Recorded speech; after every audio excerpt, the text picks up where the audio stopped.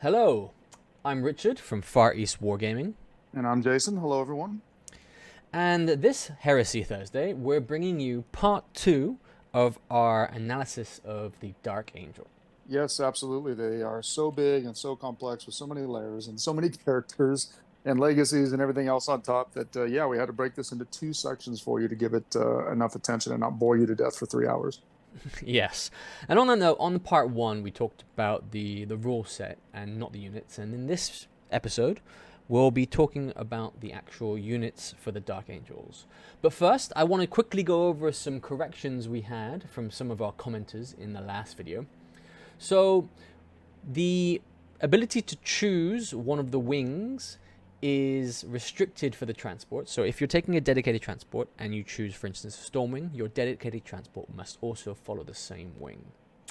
And two other things we overlooked was that in the Storm of War, Rite of War, we discussed about the ability to upgrade consoles. That's actually not a possibility for consoles that are selected through the special rule there. And also, a difference we failed to point out, which was pointed out for us, is that in the Unbroken Vow, unlike Pride of the Legion, the Terminators become troops. They don't gain the line bonus. Yep, we make mistakes. We appreciate the comments, and actually, there's absolutely no problem with pointing those out.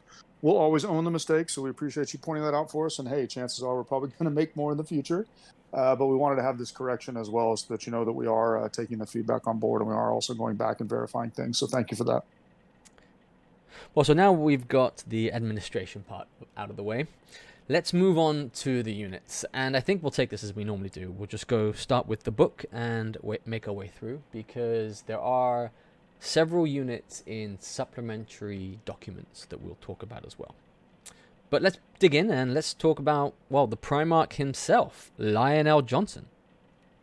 Yeah, this guy's an absolute beat stick. He's pricey, of course. He's 460 points, so that puts him on the higher end of Primarchs. But you actually get what you pay for with this guy, and he's unbelievable. He can be a blender in a lot of different ways, depending on how you equip them and depending on what you do with them. But I definitely think he's top tier as far as Primarchs go.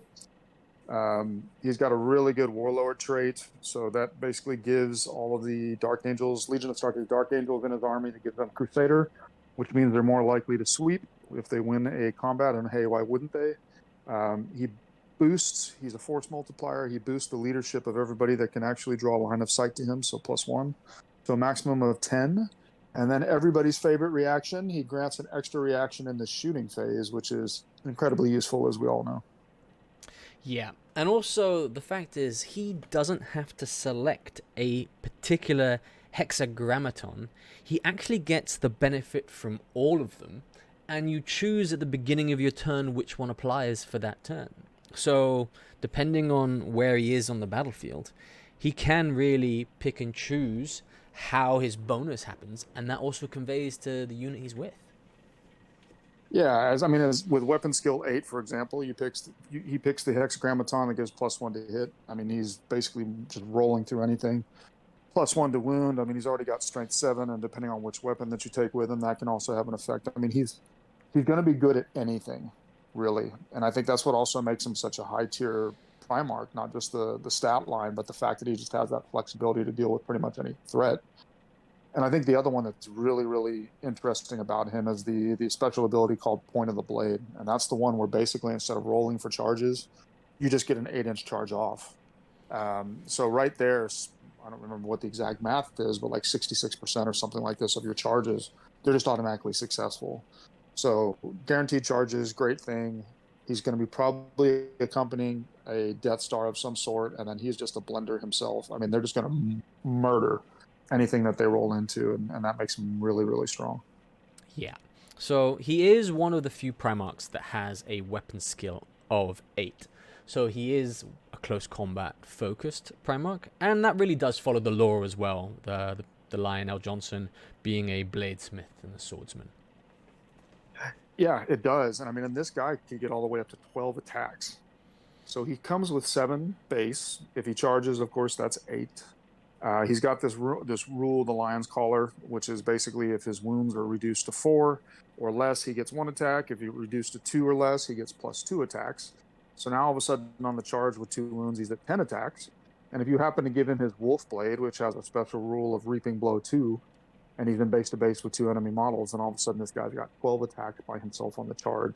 Almost makes you wonder why you take a retinue with him, except for a Blade of Wounds, because with that many attacks and his stat line and everything else, he's just going to roll through so many different things. Yeah, he does have that. One thing I'll say, his save is very standard in the sense it's Artificer 2+ armor save and a 4+ invul, so really refractor field invuls there. But he does Cataphracti. Yeah, Cataphracti. But he does allow the first failed save of his invul to be re-rolled. So that is a bonus itself. But it's only of the invul, not of his normal armor saves. But yes, it's not better than anybody else, but it's still good. Yeah, he's really durable. I mean, the weapon skill 8 means in most cases people are going to be hitting him back on 5s, pretty much most of the time. And then ignoring that first failed wound, that first failed invulnerable save, excuse me. Yeah, it just makes him a lot more durable. So this guy's going to be really hard to kill, is the takeaway from that. And just so many different things that he can do. I mean, he's got good shooting. He's got a sidearm that's considered a plasma weapon. The Fusel Actinius, the Fusel Actinius, 18-inch weapon, strength 7, AP 3, assault 2, twin linked, blind, and rending. So he's one of the few Primarchs that has a pretty dependable shooting attack as well. So he can pop off a couple wounds as he goes in. It does benefit from Stormwing if he takes that Hexagrammaton, so that's also a bonus. Not every Primarch has a good shooting attack, and he does have it, so definitely useful. Yeah, he's hitting on 2s more or less, or actually re-rolling with the +1 to hit there. But then, if we look at his swords, we were talking about the 2 swords he has. So he has an option of 2 swords, the Lion Sword and the Wolfblade Sword. And if we have a look at them, they're 2 very different use cases. Yeah, I think the Lion Sword is the one that you're going to take against things like Dreadnoughts, for example. I mean, it's only strength user, but it's AP 1, but he's already strength 7. So he's wounding on 4s, but it actually has the special rule Fleshbane. So that means on most things he's going to be wounding on a 2+. He has Armorbane, so that means he's going to be re-rolling failed 2 wound rolls. That failed 2+, against the Contemptor, he's going to be re-rolling it due to Armorbane, or if he happens to be swinging against the tank, he's going to get an extra dice for the penetration. It's mastercrafted. He gets to reroll one of his misses, although with his stat line, as we discussed, he's probably not missing very often. And it has instant death. So, I mean, this is the sword if you know that you're going against lots of Contemptors, lots of monstrous creatures, lots of multi-wound models. That's definitely where you want the Lion Sword. It's a really, really nice weapon, and the strength user doesn't really matter in this case because he's already a strength 7. Yeah, and the Wolfblade is there more for clearing troops, because it does add +2 strength, so it takes us 7 to 9, so it's instant killing there for most things. But it's AP 3, so it's a troop killer, but not necessarily a Artificer or Terminator killer off the bat. I'll say that off the bat because it is breaching 4 with Reaping Blow 2, so he's getting just a lot of attacks there.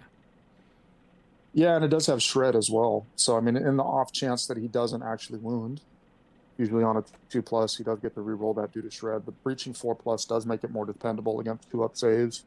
The Fearsome Ruin is a special rule for this weapon as well, where basically, if he, for some reason, doesn't cause enough casualties, and you have to take a morale check, you're going to roll an additional D6, and you have to keep the 2 highest.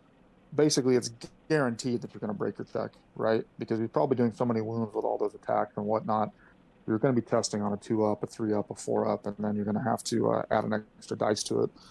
So yeah, he's very dependable to break units, either through slaughtering them or just breaking them outright. Yeah, so I hope that's the case. I have a Lion, but knowing my dice rolls, the 1s appear more often than not in my dice bag. Yeah, I think we need to melt your dice sometimes, but we haven't seen much of your Dark Angel dice, so who knows? Maybe they'll be better for you than the Emperor's Children. Yeah. Well, the last thing he's got is a stasis grenade. It's a one-use item, and it's very similar to what stasis does for the rest of the army there.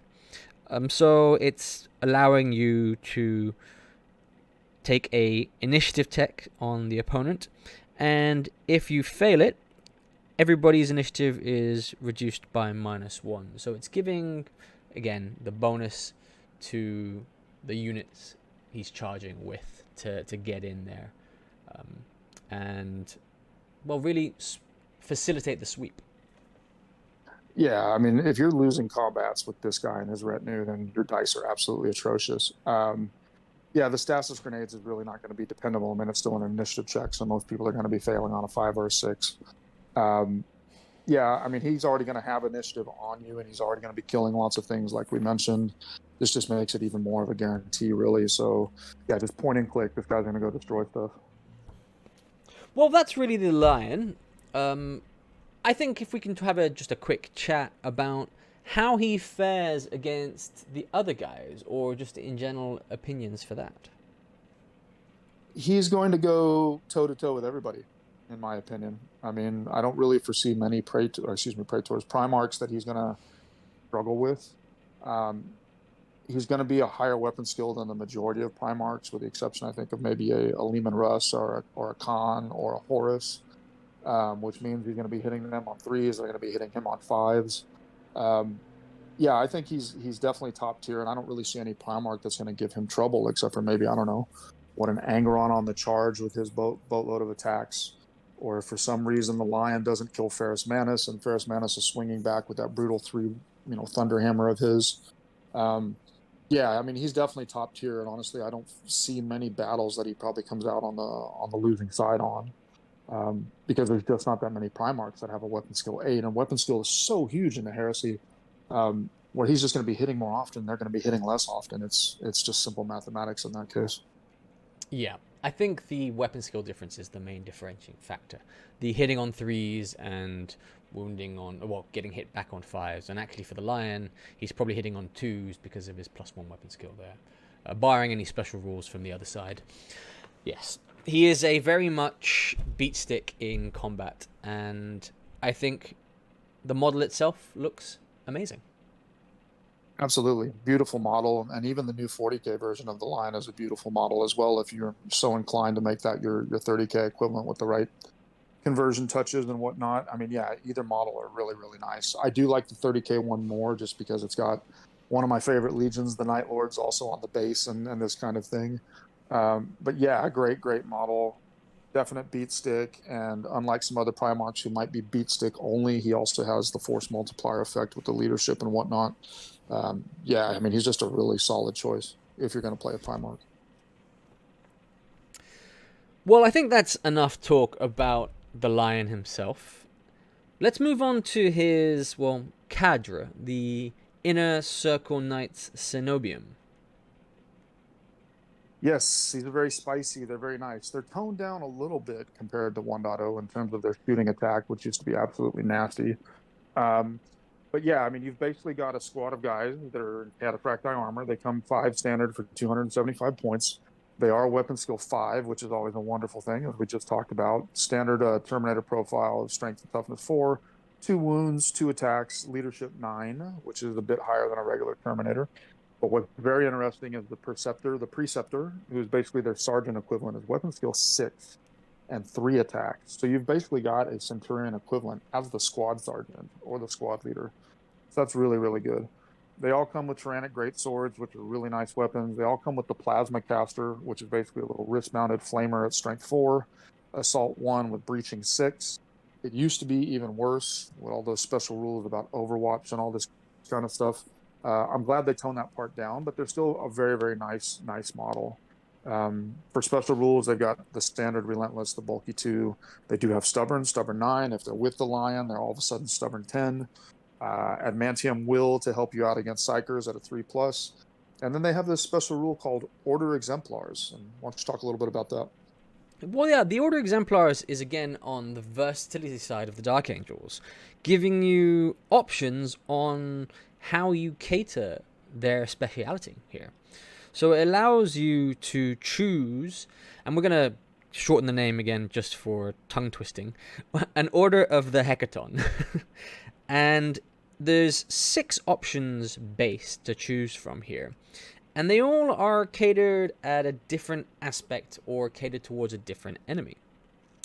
Well, if we start at the first one, Augurs of Weakness, this one here increases your armor penetration strength against armor 11 and above.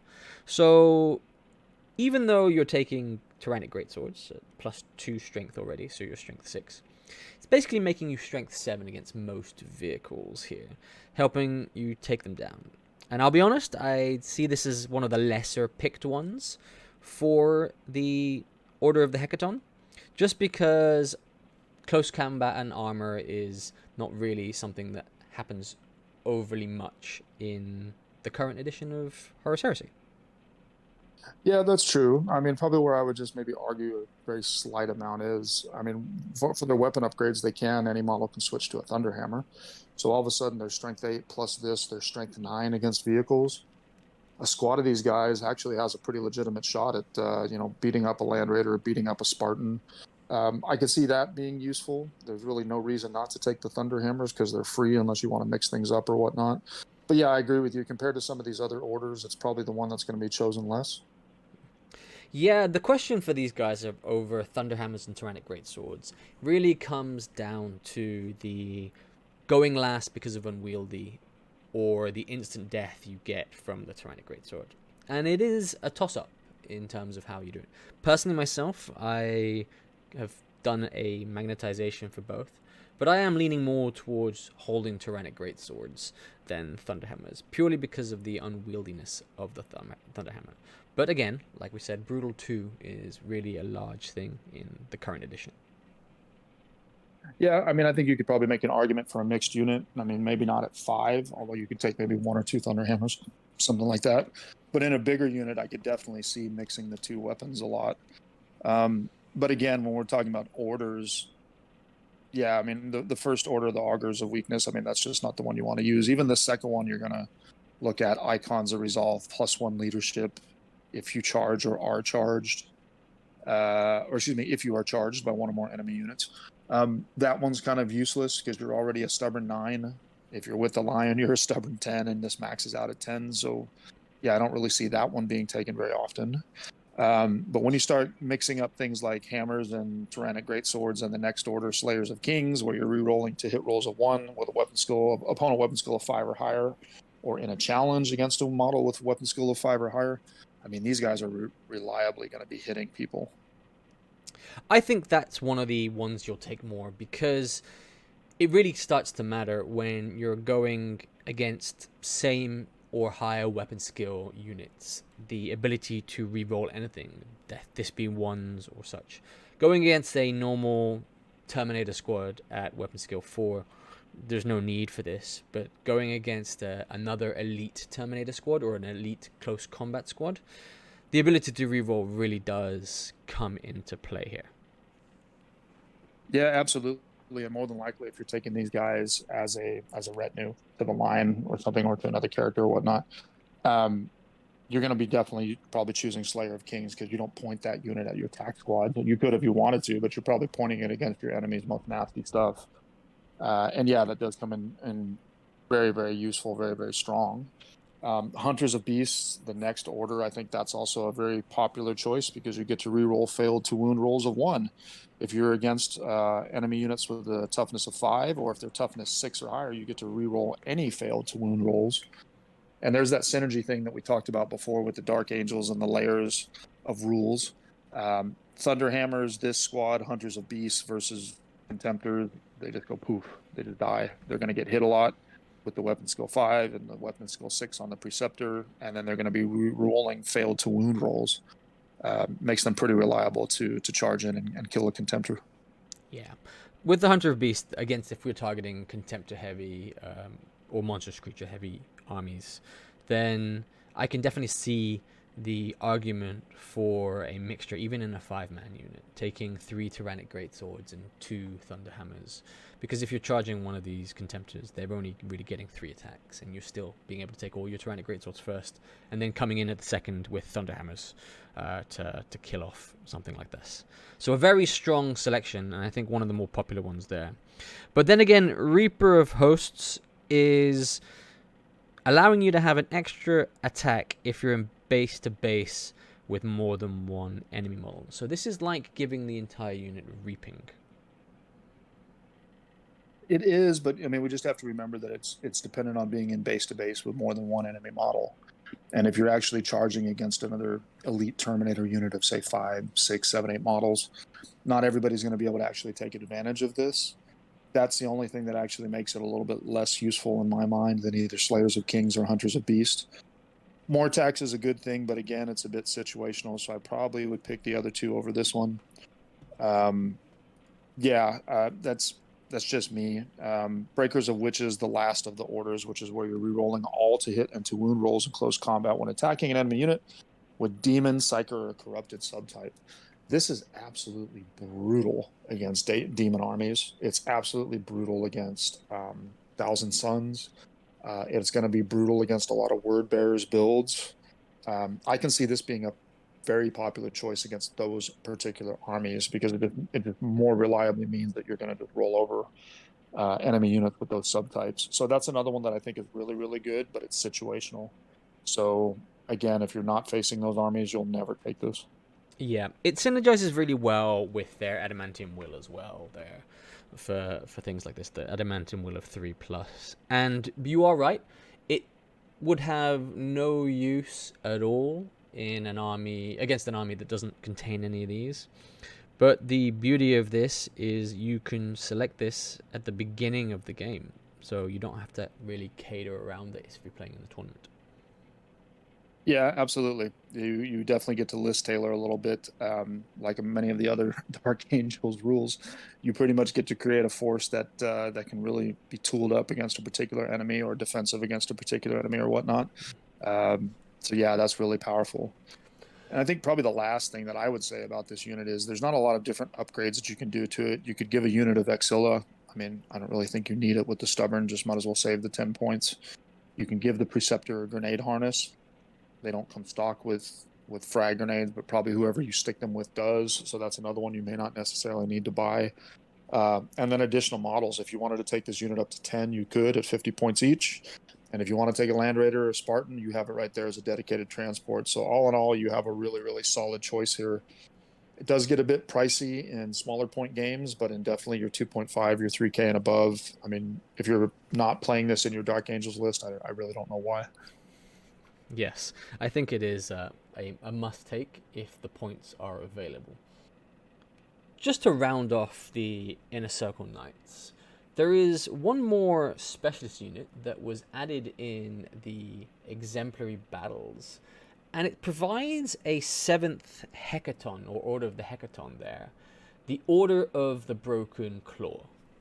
Yeah, it gives them more punch against tougher things, right? I mean, the way this order rule works is it basically says that you require one lower to wound rule result than you normally should if you're going against models with Dreadnought, Corrupted, Monstrous unit type, or Shackled Artificia unit type as part of a close combat attack.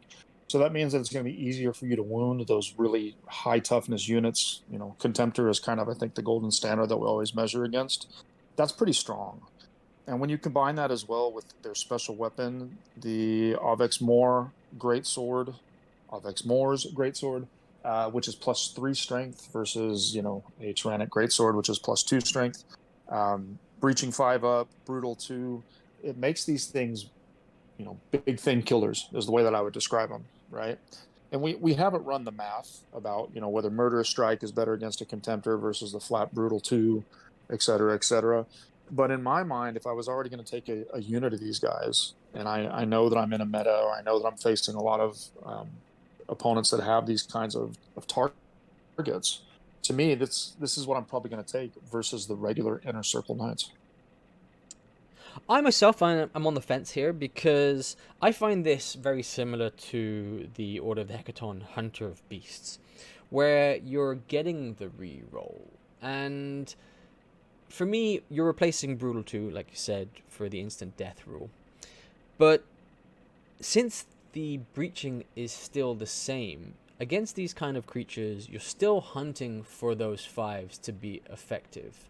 And they're getting to take 2 saves versus the 1 save for this. But the upside possibility of 3 wounds. Again, the math is close, but for me, the major difference comes in when you're taking this unit and it's not engaged in a battle with a dreadnought or anything that gets this bonus, because it's losing the instant death, which is what will happen when you mitigate Feel No Pains or kill multi-wound models above toughness of, well, at toughness 4, because at +3 strength, you're still not instant deathing with those brutal 2s. This is true, but let's not forget as well that the Preceptor, he does have a different weapon option compared to the regular Inner Circle Knights. He can take a Paragon Blade. And a Paragon Blade is AP2 at initiative, which is always really, really good and really, really useful. Again, there's so many variables here between the 2 units in terms of which one is going to be more effective. You can make a case for either one, and I honestly don't think that you're gonna choose badly. But I do agree with you that probably the regular Inner Circle Knights are more versatile, whereas these ones are a little bit more specialized. But they have pretty much the same points. They have all the same options, with the exception of that Paragon Blade and the better strength and different rules on the Greatsword. Neither one of them is going to be a bad choice. I mean, we're really arguing semantics to me at this point. They're both good. Well, you're right. That Paragon Blade actually does make the Preceptor very much like a champion console. Absolutely. And again, it's an initiative and it's AP2. So there's a really good chance that on the charge with his 4 attacks, he's going to probably, kill a single Terminator or kill 3 or 4 regular guys even before they get to swing, or at least at the same initiative. Yeah, I mean, again, I think they're both strong units. I don't know. I think in 1.0, I could understand why they actually made this unit, because it originated in 1.0. But now that we have the 2.0 rules and what regular Inner Circle Knights can do, I mean, neither one of them is marginally better than the other. If anything, it's a very, very small margin. Yeah.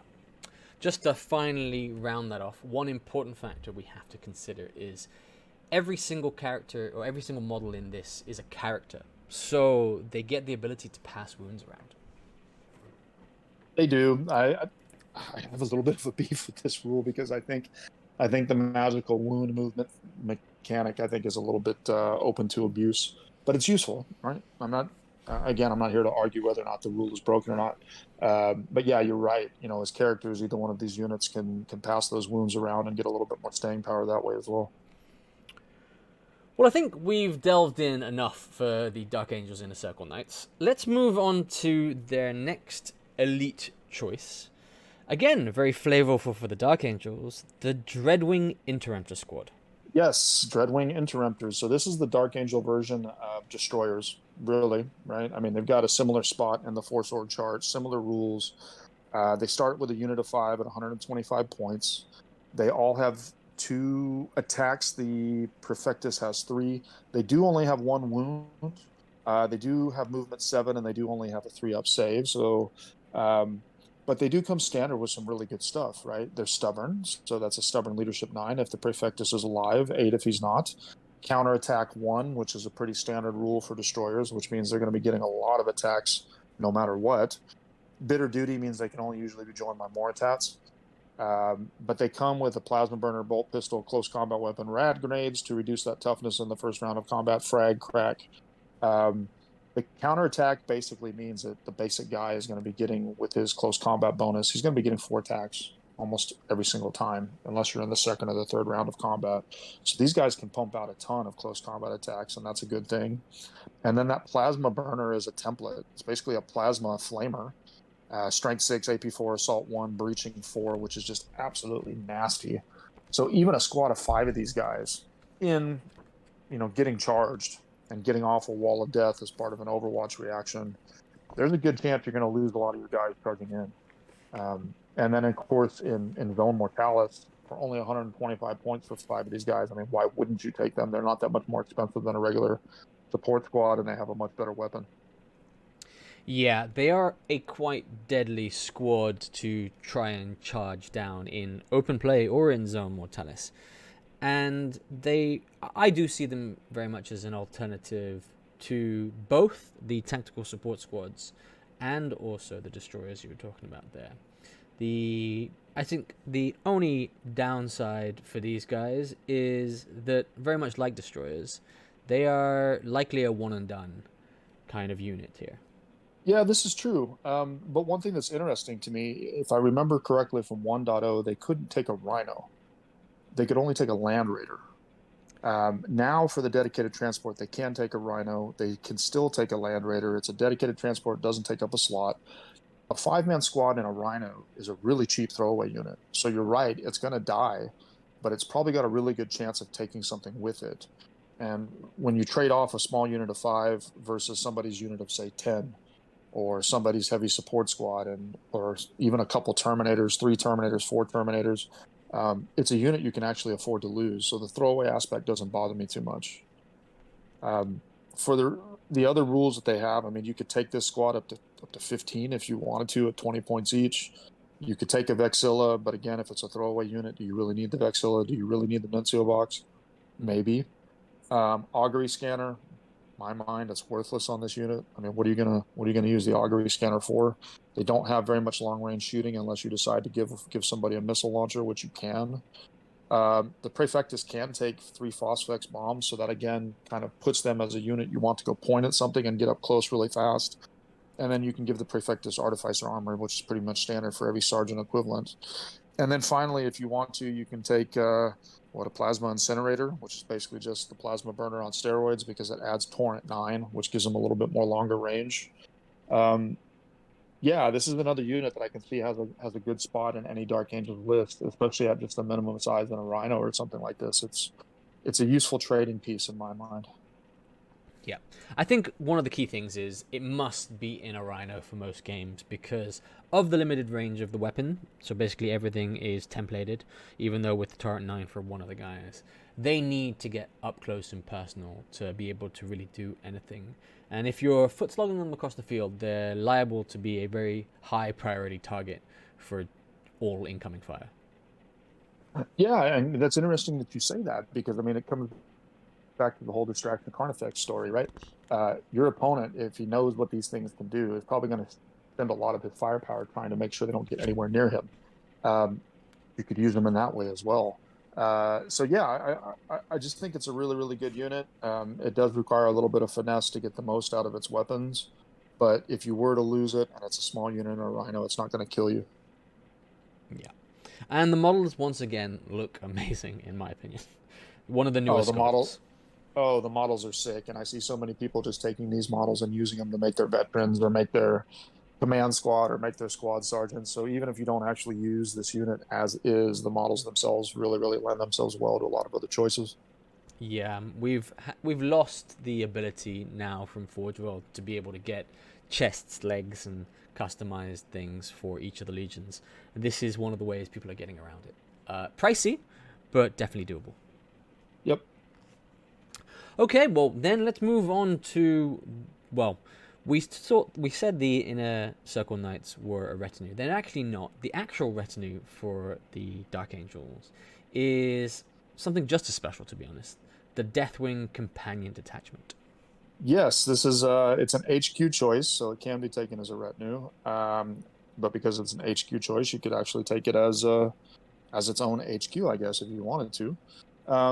5-man strong, starting at 150 points. Pretty much come with a command squad stat line, so weapon skill 5, 2 wounds each, 2 attacks, 3 on the Oathbreaker, so the sergeant equivalent, leadership 8, leadership 9, 2 up saves, so everybody's an artificer armor. They come stocked with a Calibanite Warblade, a bolter, bolt pistol, artificer, frag crack, refractor field, but that's only on the Oathbreaker, but still, I mean, that's a free invuln, so that's nice. They have the special rules for Legion Astartes, Death Sworn Companions, Chosen Warriors. So here we go again, where you can do shenanigans with accepting challenges and whatnot. Relentless, and finally Deathwing Retinue. So a lot of interesting rules here, a lot of interesting war gear, and it might actually make them a more interesting choice to take versus a standard command squad.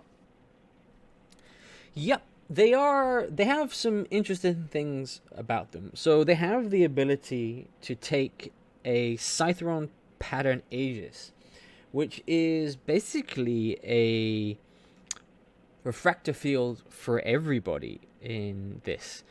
And what it allows you to do is it allows the bearer to provide a 4+ invul save against shooting and a 5+ invul versus melee, but it actually stops him from doing anything in the melee. So you basically lose your attacks if you're looking to use this there. Yeah, but I mean, it's, well, what is it like? It's a little void shield, right? If everybody remembers the relic from 1.0, you give a guy in the squad this, and all of a sudden he's giving everybody an invulnerable save, which I think is really useful. Yes, he gives up his attacks, but it really depends on how you use it. I mean, it doesn't really matter if he's doing it against shooting. If he's doing it against melee, he still gets a 5-up invuln.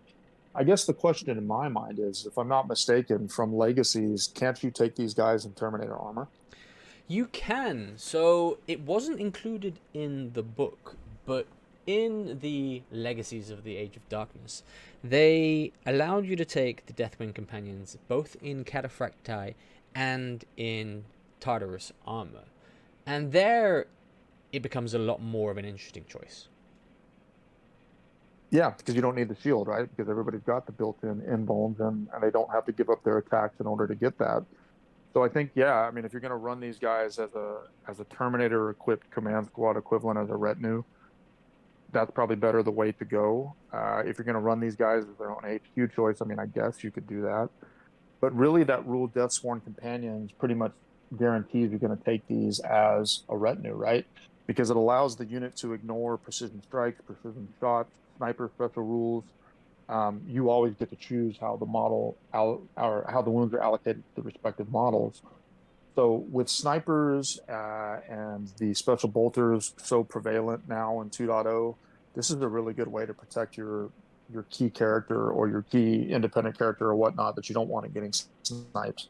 So yeah, I think that actually gets more use than probably this Aegis save that you can give them.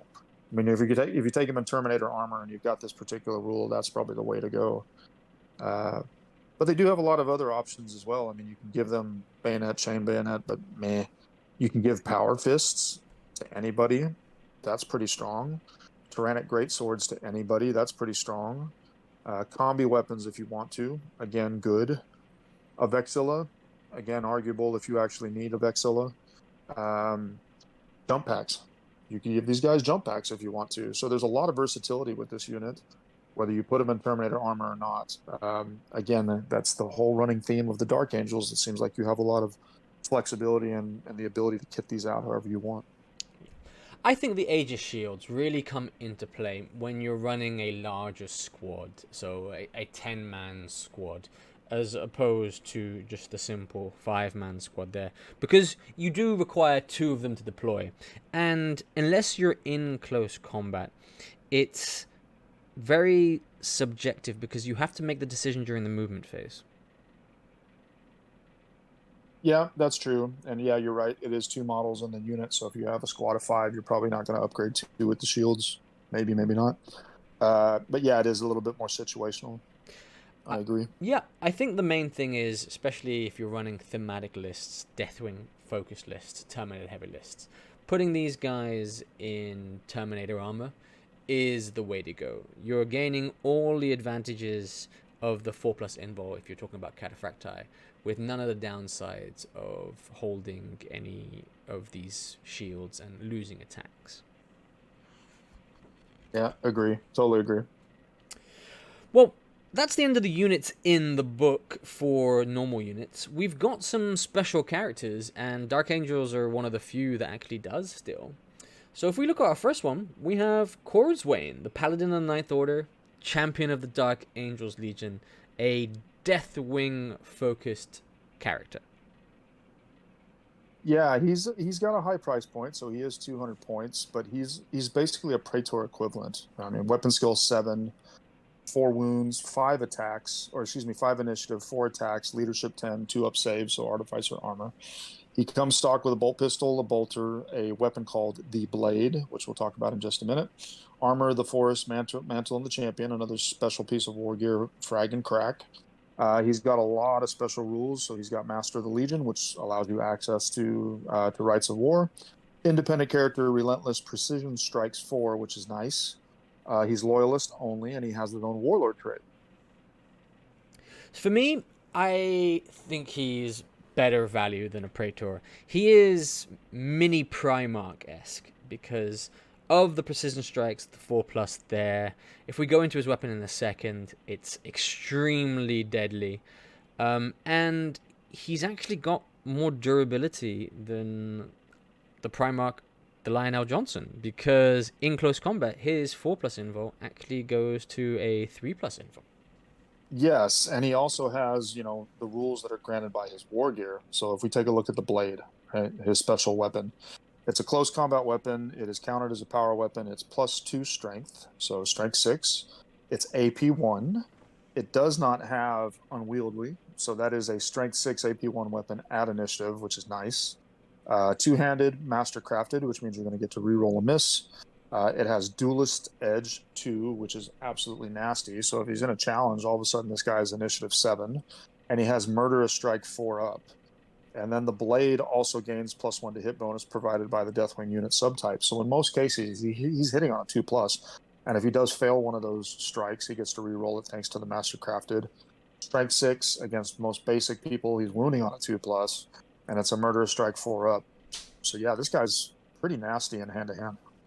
Yeah, I think he is one of the heavier close combat characters, and honestly well worth his 200 points. I think if he was any cheaper, he would be overpowered, if he's not a bit overpowered as is. Yeah, properly tooled up Praetor in regular Artificer armor, not in the Terminator variants. I'd pay the extra points for Corswain, for sure. He does have just some nasty rules on his weapon. He does have a really strong invulnerable in close combat, which is where you want these kind of characters at. Precision Strike 4 up is nothing to sneeze at. You can choose who you want to kill if you're not involved in a challenge, and if you are in a challenge, you're going to be striking first.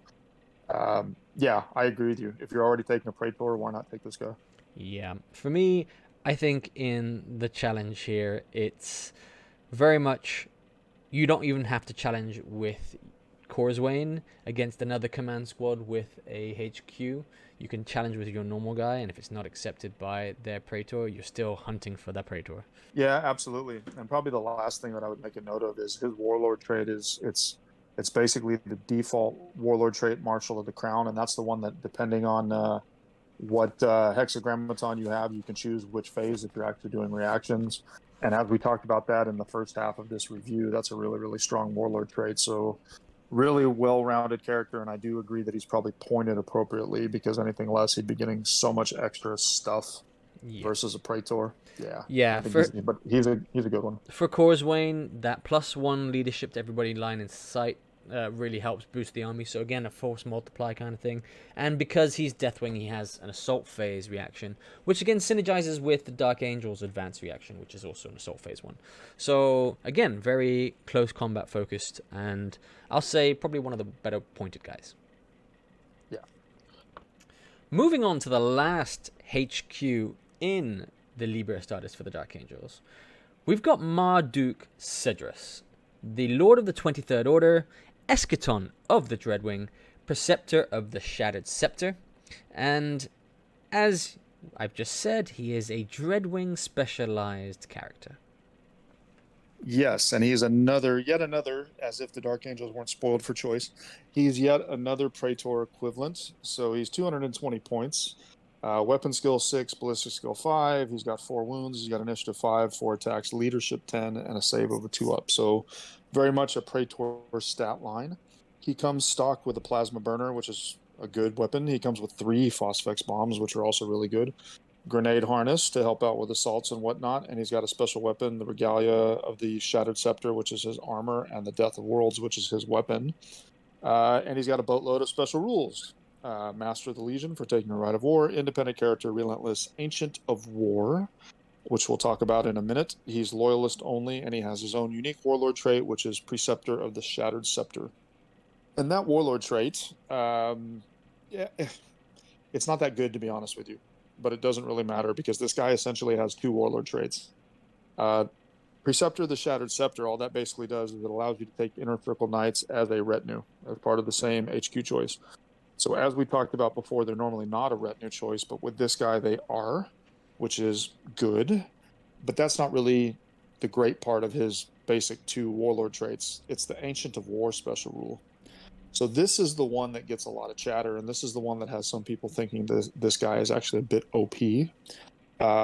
What it does is basically after deployment, but before the first turn has begun, you can select a single faction from the allies chart, which is basically whoever your enemy is playing, right?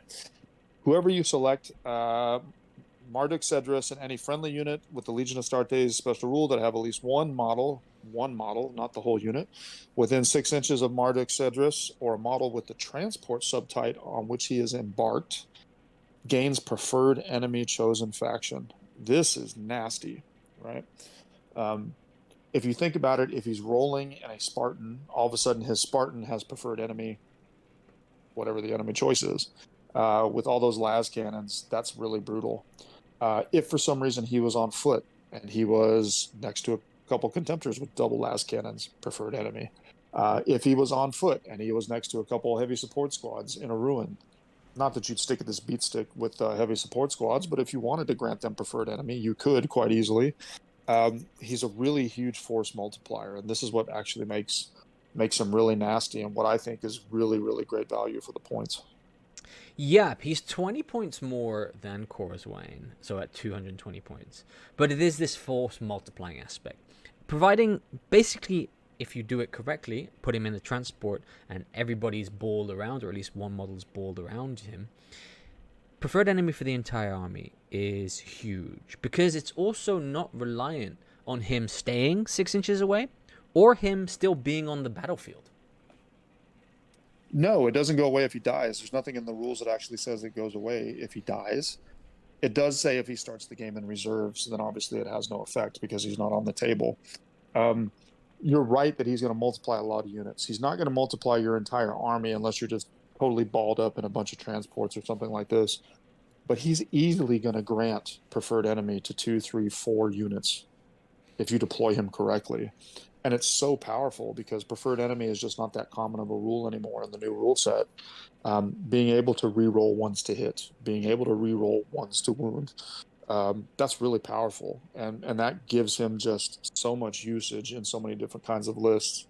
Mechanized, on foot, shooty, hand to hand. You're going to stick him with a Death Star. You're going to stick him next to a couple other close combat units. Yeah, I mean, that's really, really powerful. And I think this is why we say that he has a second warlord trait, because normally you would see an effect like this only as a warlord trait, and this guy has it as one of the special rules.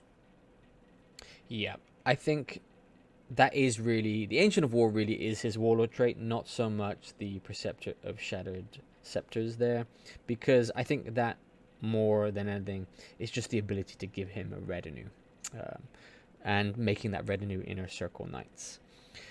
Regarding his saves, he's pretty standard, 2+ with a 4+ invul, but he does automatically pass all of his dangerous terrain checks. And if we combine that with something along the lines of the Eschaton Imperative Rite of War, that's very useful. It is very useful. It's situational, so obviously you're not going to be using it all the time because it's based on dangerous terrain checks, but there's no cost associated with it. So it's basically just a free rule for his Terminator armor equivalent. So yeah, that's great. His close combat weapon is insane. The Death of Worlds, strength +5, AP2. So this is like a Thunderhammer on steroids. It's unwieldy. It is two-handed, and it does have a special rule which is called a Curse of Dead Worlds. And what this says is invulnerable saves taken against hits inflicted by this weapon are reduced by -1 to a minimum of a 6+. So, for example, a model struck with a 4-up invul now only gets a 5. A Contemptor struck with this weapon only gets a 6. This is a really, really nasty weapon. And this is probably what prevents you from probably sitting him on the back line and boosting a bunch of units for the whole game. You want him in combat. You want him with the inner circle knights. You probably want him in a transport like a Spartan to bump up its offensive output. Such a great character. And I see a lot of Dark Angels players online in the various battle reports on channels and whatnot. They're all taking this guy, and it's really easy to see why, because he's just so good. And he's not much more points than the other special characters, and he's not much more points than a standard Praetor, but yet he gets all these extra bonuses and this force multiplying ability. Fantastic model. Yeah, fantastic rules. Really, really good. Yeah, the thing is, I do believe that's how you play him. he just gets very expensive when you're talking about doing it that way, because he himself is 225 points. The Inner Circle Knights themselves are 275 points, so there you're looking at nearly 500 points just in the unit. And if you're adding another 350 points for a Spartan, you're talking about, well, nearly 1,000, the better part of 1,000 points just for one unit. It's a large commitment that really is applicable only in large point games. Yeah, very true, very true. But let me flip that around a little bit. What if you're playing Zone Mortalis with this guy? 1,500 points of Zone Mortalis, and chances are most of your army is going to be within his aura to start the game because your board is not going to be really big. But yeah, I hear you. Once you start adding all these points on top of them, it does get pretty pricey. But most people, if you're taking a Spartan, if you're taking a Death Star, it's going to be pricey to begin with. I still think that he's phenomenal. I still think he's almost an auto include in most Dark Angels games, unless you're playing really, really small games. He's just so good. Between his special rules and between his offensive output, he's just a really good character. Well, then the question is, him or Corswain or the Lion? Which one? Ooh, great question. Well, why couldn't you take him and the Lion? If you really wanted to and you're playing, say, 5,000 points or something, you could. If I had to choose between the three of them, well, I mean, the Lion is going to be more at higher points. So to me, it's really just a toss-up between him and Corswain. Great question. I'm probably going to go still with Marduk.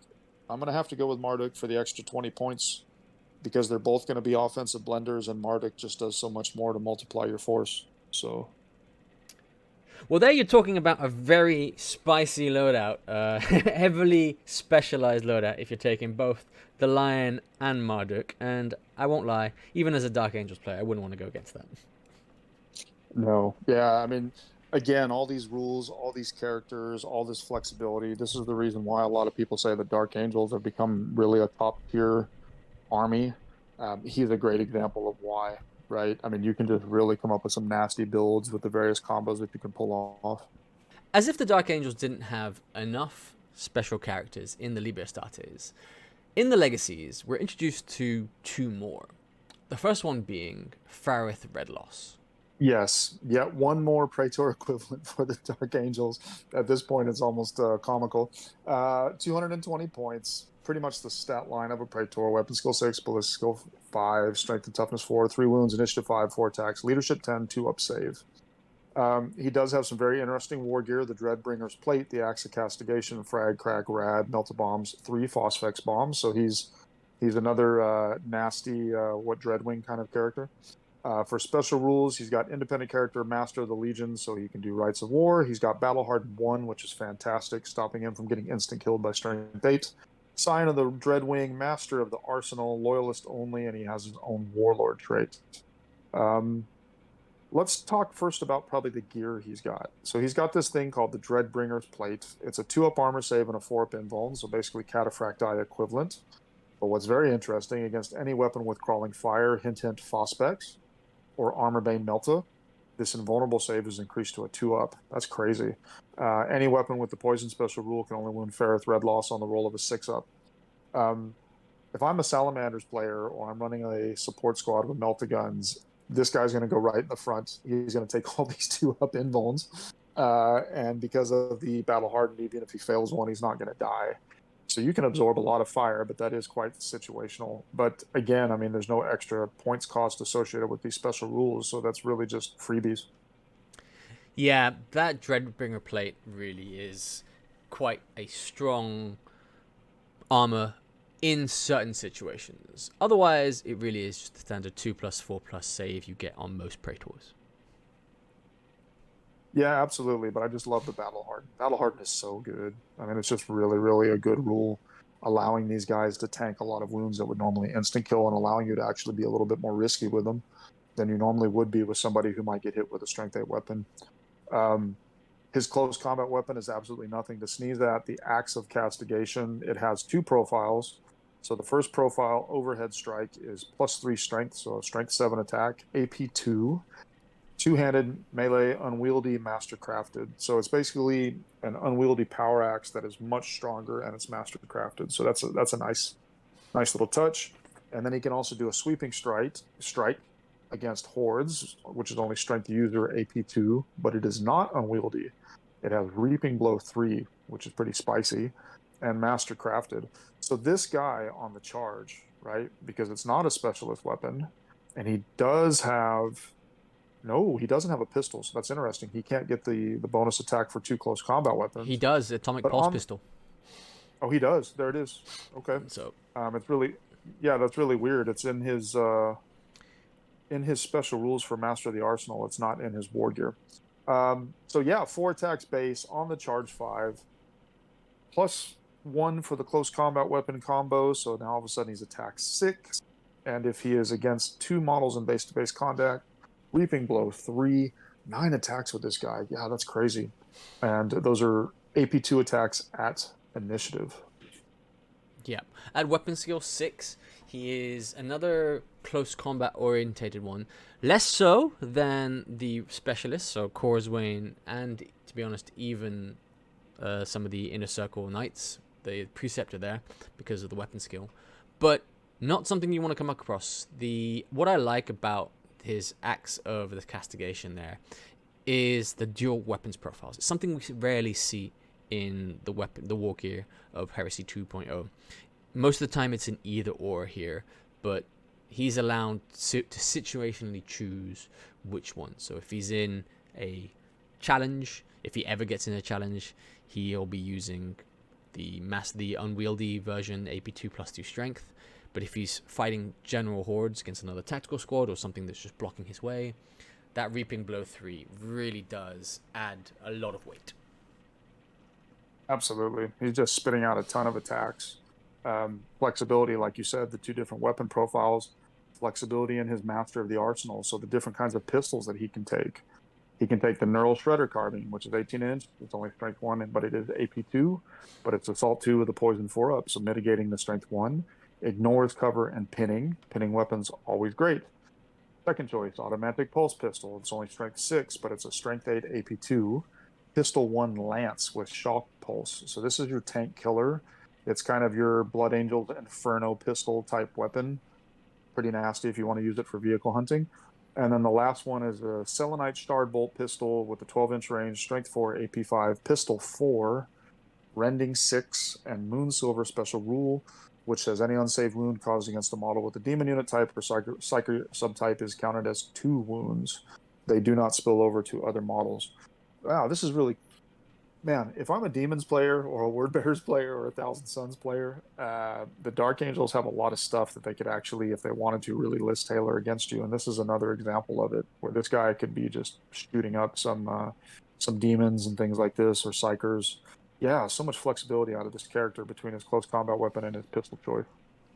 Yeah, being another Dreadwing character, he is on par, or I would say even slightly lesser than Marduk Sidrus, but same points cost, and less of a force multiplier, more of a targeted guy. Yeah, and that's probably why I would still take Marduk over this guy, because for the similar points cost, he just has, in my mind, such a force multiplier, such a bonus effect to the rest of the army. This guy's a little bit more specialized. They're both beat sticks, like all the Dark Angels characters, in hand-to-hand. Yeah, Marduk would get my vote if I had to choose between the 2. Well, that really follows along the line of our next HQ for the Dark Angels. This is Holguin, another Deathwing character. And he's 150 points. I think he's a cheaper version of Corswain, but also not as strong. No, he's not. He still has a Praetor stat line pretty much. Weapon skill 6, ballistic skill 5, 4, strength tough wounds, initiative 5, attacks 4, leadership 10, 2 up save. He's stubborn, so that's a stubborn 10. That's pretty good. He has Master of the Legion to unlock Rights of War, independent character, relentless, bulky 2, loyalist. He has its own warlord trait, and he has some pretty unique war gear. So the Deathbringer's Aegis, the Viridian Blade, and a Volkite Charger. his armor, the Deathbringer's Aegis, 2 up armor save, 4 up invul, and he also has a feel no pain 5. That's nice. Viridian Blade, +2 strength, AP2, melee weapon, 2-handed, mastercrafted, reaping blow 2. So this guy can also spit out quite a few attacks on the charge. So not a specialist weapon, so he does get that. So he could get up to 8 attacks with these rules. Yeah, he's pretty good. This one is like a more situational character in my mind. So, for example, if you wanted a good beat stick character for Zone Mortalis, I think this is your dude. Save 70 points versus some of the other choices, which in Zone Mortalis can be a lot of points if you were, say, playing at 1,000 points or something like this. Yeah, good character. Probably I would choose him over a regular Praetor. I think Dark Angels, I don't know, I'm interested to hear your opinion on this. It feels like the Dark Angels, they almost want you to take a named character with all your lists. There's really no downside, right? I think you're right there. I think even in the modeling aspect, they've done the same because Holgren fits perfectly with the Terminator Praetor that they released from Forgeworld because he is equipped in Terminator armor, and this is Terminator armor, and has a Volkite charger and a blade. It pairs beautifully with that model. Yeah, absolutely. The model is already there for you, so you don't really have to convert it or anything like that. I guess the angle that I'm kind of going at is when you look at how the Dark Angels are spoiled for choice with all these different characters, all of them can be beat sticks. Some of them can be force multipliers. Some of them can unlock some interesting combos against certain opponents. Again, in my mind, you're almost always going to be taking one of these named characters in most of your lists, unless you want access to some other things like an Armistice or I don't know, a Chaplain. But do you really need a Chaplain when you've got some characters like this that can decimate units on their own? Yeah, I mean, I think that I would probably be taking named characters as my HQ choice in most Dark Angels list if I was running an army. I think so too, depending on how the composition, again, because all these named characters are already stuck in their wing, and also most of them have their own warlord trait. For instance, the Deathwing, you're stuck in with the assault extra reaction. So if you're looking at something with a shooting reaction, you have to look at the Dreadwing. And if you're looking at both the Dreadwing named characters, you're looking at a very large sunk points cost. So I don't think you'd be taking Marduk or even Farith Redloss in smaller points games because they're becoming overly priced Death Stars. Yeah, agree. Totally agree. But if you're the kind of person that likes to run a Praetor as your HQ, then Holdwyn might be your man. But if you want to just access, again, the choices that are available to the Dark Angels with the Hexagrammaton instead of being locked into one, then yeah, a generic character. But there's just so much choice here. I mean, the Dark Angels are really just spoiled for choice in terms of characters, rules, special units. Yeah, that's a lot of flexibility that so many legions don't have. Hint, hint, I don't know, Raven Guard, hint, hint, Iron Warriors. You can really tailor your Dark Angels force however you want, and that's apparent in the characters and everything else. Yeah. On the plus side, Holgren does get his 5+ Feel No Pain as part of his Deathbringer Aegis. Again, all great characters for the Dark Angels. I don't think any of them are bad, and I don't think any of them are wrongly priced. I think they're all pretty well priced. Any cheaper, like I said again in the beginning, they'd be an auto-include in nearly every force. Yes, or we'd be having a debate about being broken or OP or whatever else. But yeah, I agree with you. I think they are pointed pretty appropriately for everything they do because they just get such a wealth of rules and war gear. There's 2 more very thematic units that were taken away during the upgrade from Heresy 1.0 to 2.0. And me, myself, I'm sad to see them go because I thought they were very thematic. But diving into them, we'll start with the first one, which is a fast attack choice.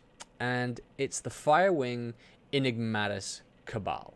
Yeah, it's a really interesting unit. I think in 1.0 it wasn't that great just because it was capped on its size, if I'm not mistaken. If I remember correctly, I think you could only take 3 of them or something like that. Yeah, it's still capped in this in the legacies, so they have capped it, which is one of the biggest downsides of this unit. Even though they are multi-wound, so they're 2 wound characters each, they're 150 points. You get 3 Firewing Enigmati. There is no character included, so there's no sergeant. It's just 3 of them there. They come with power armor, so only the 3+ save. A special weapon called the Calibanite Charge Blade. Needle pistols, shroud bombs, and Legion Warhawk jump packs. They're marked for death. They are chosen warriors. They gain the outflank ability if you didn't want to deep strike them. And they also have a special rule for their jump pack called the Enigmatus Exhaust Projector. And these guys are special in a couple ways. They're very much a targeted unit, being Firewing themselves. You're a headhunter unit there, a 3-man. And you're definitely going to be using the deep strike or the outflank rule, because you want to be coming in as far into enemy lines as possible. Yeah, it's an interesting unit to me. And the reason why I say this is you would ideally probably be using this as a distraction carnifex, either through outflank or through deep strike. But it's only got three models. They are basic stat line. They do have 2 wounds, but they're still only toughness 4 models, which means they can be suffering from instant death. They do get a shrouded 4-up thanks to that exhaust projector special rule when they come in from reserve, so that does make them a little bit more durable. They do have shroud bombs in their war gear, which means that you're a further 6 inches away for purposes of measuring ranges, for distances, for shooting. I don't know. I mean, I think it's a fluffy choice. I think it's a cool choice, and I've seen some fantastic conversions out there. I don't really see taking it, to be honest with you, because the Dark Angels, through all the other things that they can do, they can actually reliably deal with characters, you know, through sniping, through stacking on preferred enemy, do all these different kinds of things. So in my mind, that makes these guys a little bit less useful, but they're definitely fun and they're definitely fluffy. And I know that you're building some of them. So yeah, I just don't, they're not an auto include. Definitely not an auto include, but a fluffy, fun choice. I think you're right there. They're definitely not an auto include. For 150 points, they're actually not badly priced as a distraction and something you really can't afford to ignore. Because yes, though there's only 3 models, they are weapon skill 5. These are designed to be close combat. The needle pistol adds a nice poisoned 3+ 2-shot pinning when they arrive in, which can be key. But then again, it wouldn't be a unit I'd necessarily be shooting with in case of the deadliness of return fire in the current edition. But it's in their close combat that they really come in, because the Calibanite Charge Blade is what is special there. Because even though its base stat line is +1 strength AP3, being AP3 there, it's already a troop killer. It's got rending 6+, but the special rule Blade Charge is really what it is. And this is why I say it's a headhunter, because once per battle, the unit may choose to turn on their charge blades, and during the assault phase, these charge blades now become rending 3+. So you're talking about multiple attacks. So they have 3 attacks base each. They're coming in with an extra attack because of the 2 weapons and on the charge. So you're talking about 5 attacks on the charge, 15 attacks total, hitting most likely on 3s and killing on 3s there. They are eating through most units, and they're giving a good fight for a 3 model unit against even specialist close combats. Oh, totally. You can't ignore them. This isn't a unit that you can ignore if your opponent brings it onto the table. I just think deep strike and outflank are so hard to use. Not hard to use. They're open to interceptor, and we know interceptor is really, really powerful. And when you've only got 3 models, yes, you have the shrouded 4+. Yes, you have the shroud bombs, but a 10-man heavy support squad with las cannons, the moment this squad comes on the table, is probably going to kill it. In most cases, it's going to kill it. Again, it can't be ignored. Absolutely cannot be ignored. So it does have that use, and whatever you pointed at, if it does make the charge, it is going to rip and tear. I don't know, 150 points. maybe, maybe not. Again, bigger game, no reason not to take it. Fluffy and fun, no reason not to take it.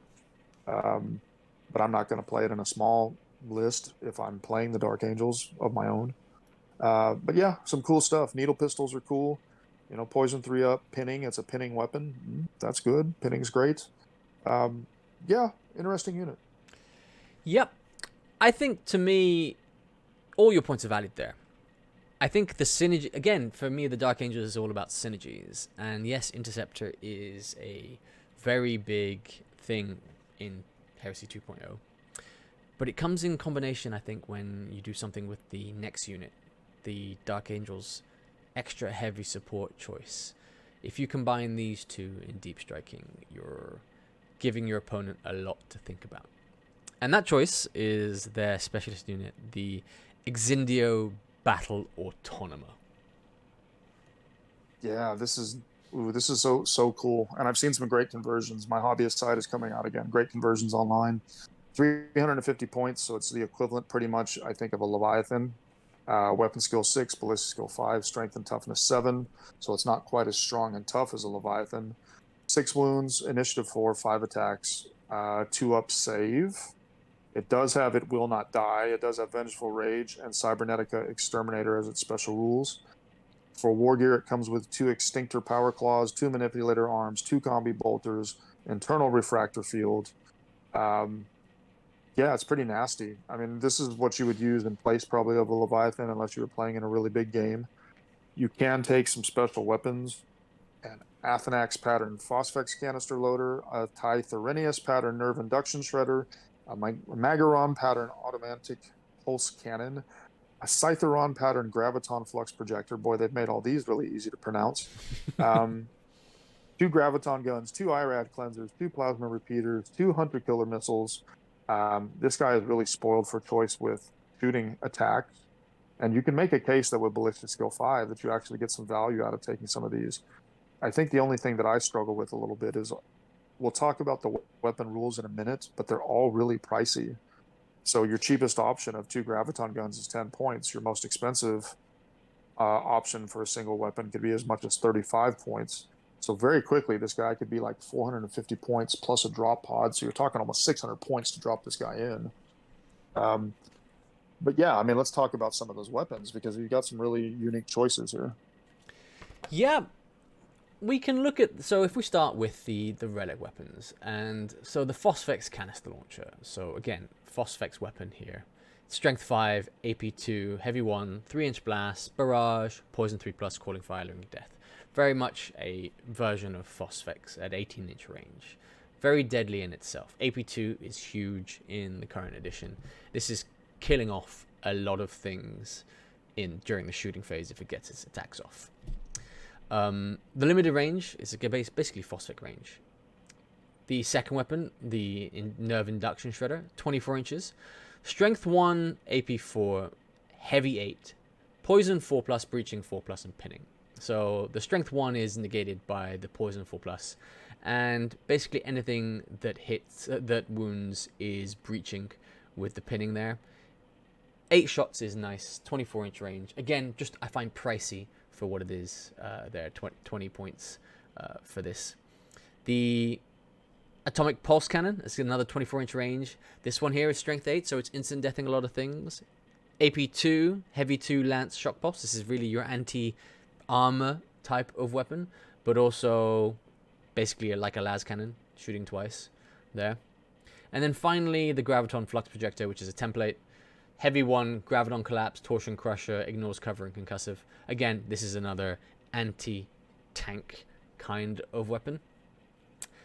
For me, I'm less attracted to the whole long-ranged fighting of this because his special rules have a huge downside of leaving him in your own lines. And not to skip ahead, but the Vengeful Rage, which is one of his special rules, really turns me off leaving him anywhere near my own units. And what this is every turn that he suffers a wound, he's got to take a leadership test. And if he fails his leadership, he basically goes mad. And is uncontrollable and attacks the closest unit regardless of who it is. So this is never something I'd be looking at leaving in my lines, just because he will be shot at every turn. He is likely to take wounds every turn. But the ability, even with a leadership 9, the chance of him going crazy in your own lines, it's too high. Yeah, very true. And I think actually this is why the pod is the better play, right? Deep striking them into the enemy lines. So because of the way deep strike works, you can be triggering pinning checks, right, against the units that you come in nearby. I think you could actually make a case to give him one of these nerve induction shredders, because that's even more pinning that he can deliver upon arrival, right? Heavy 8, poison 4 up, breaching 4 up, but pinning. And that heavy 8 and poison 4 up basically means you have more chances to score a successful wound. And by scoring the successful wound, you trigger the pinning. So this guy could actually potentially pin quite a few units if you deep strike him in the pod. I agree with you. Some of these other weapons may not be the play. I think the Graviton Flux Projector is fairly useless, as a lot of Graviton big weapons are. The Phosphex is what the Phosphex is. Yeah, I think you don't want him near your lines. I think you want him aggressive and into the enemy lines as soon as possible. He's got some great close combat attacks, but one thing that I find hilarious is his Power Claw. It's Strength 9 AP2, but it's only Brutal 2.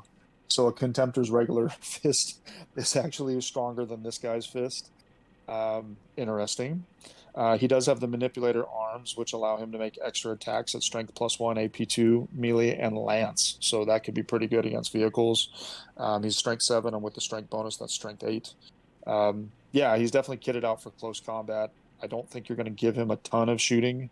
If you do give him shooting, then you probably want something that synergizes with his aggressive nature. Yeah, for me, I think that I'm building one of these guys, and I'm building him very much close combat oriented, because even without this, even without taking any of the specialist weapons, he can take 2 grav guns itself there. That's already taking out 2 whole points from most tanks, and even against other automata, he's doing this. The one thing we've got to talk about is his Cybernetica Exterminator.